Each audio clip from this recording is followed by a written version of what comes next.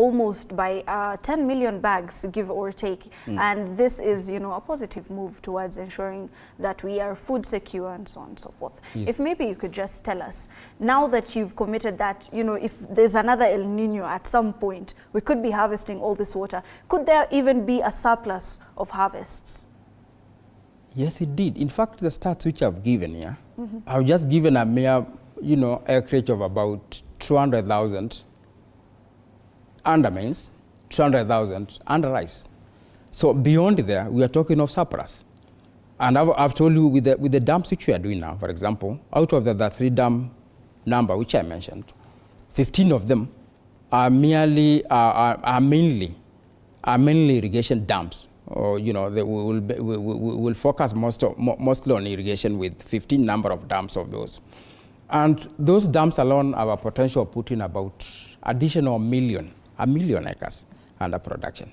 So out of my calculation, it means that anything now beyond 500,000, let me say, or then a portion to any of this other crop like either maize or is rice will be a surplus now for export. So we are looking at a scenario whereby this country, if we go the direction where we are moving now, will now be exporting.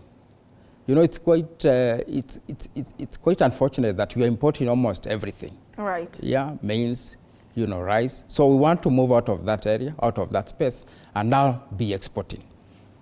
Let's talk water harvesting for a moment. As a country, we are not doing as well as we should be. We've already made the commitment on water harvesting. In households, when we talk about the smallholder farmers, buying tanks and so on and so forth, would you advise these farmers to come up with moves that they could be buying those tanks, or that they could come up with initiatives so that they can have more water within their farms? Exactly, I think that's what I mentioned also. When I mentioned the issue of now partnering with the farmers and bringing on board probably, credit finance, to support the farmers. What we are looking at, and in terms of when we call of climate change, climate adaptation and the rest, we are talking of solar pumps, for example.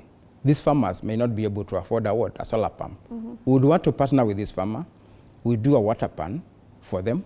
We do an household water pan for them.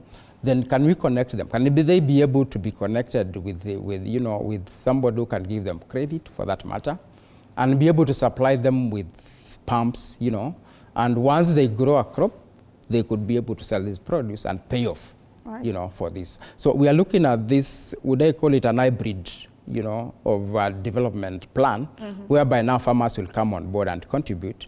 Then also we also be, as a government, will also now be doing our part in terms of the infrastructure development. And Engineer, we're going to be speaking on the solar water pumps and possibly how much of a help that's going to be for a lot of smallholder farmers.